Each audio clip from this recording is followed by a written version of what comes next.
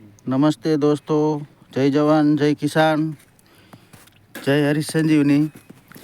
दोस्तों, આજે હું ટમેટીમાં પાળા બાંધવા જઈ રહ્યો છું।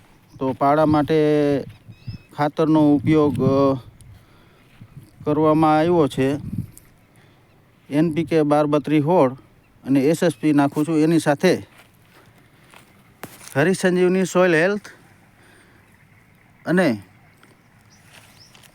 હરીશ સંજીવનીનો સ્ટેપ નંબર 1 જેનો ઉપયોગ કરું છું, જે RCM કંપનીની પ્રોડક્ટ છે, જેનું સેશન છે હરીશ સંજીવની, તેની પ્રોડક્ટ છે। અને હાલમાં મેં ટમેટી વાવી છે,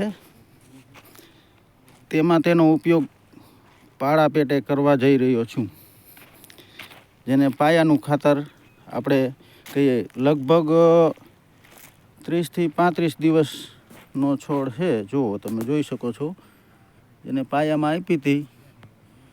અને અત્યારે બીજી વાર સોઇલ હેલ્થ અને હરીશ સંજીવનીનો પહેલો સ્ટેપ આપવા જઈ રહ્યો છું। આપ લાઈવ જોઈ શકો છો। બાજુમાં જીરું છે, તેના પણ આગળનો પાયાનું ખાતર જ્યારે ભેળવતા હતા ત્યારે આપણે તેનો પણ વિડીયો ઉતારીને આપણે અપલોડ કર્યો હતો,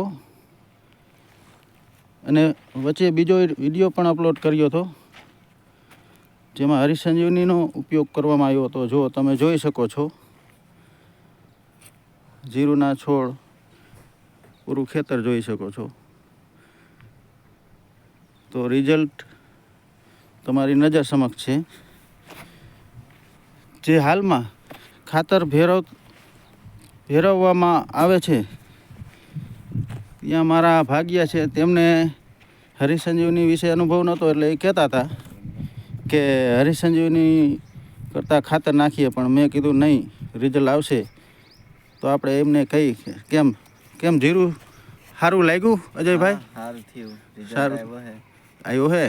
સરસ સરસ। તમને કેમ લાગે છે? અમને સારું લાગે, રિઝલ્ટ સારું આવ્યું છે। બરોબર, સરસ સરસ। તો જય RCM, જય હરીશ સંજીવની, જય જવાન જય કિસાન।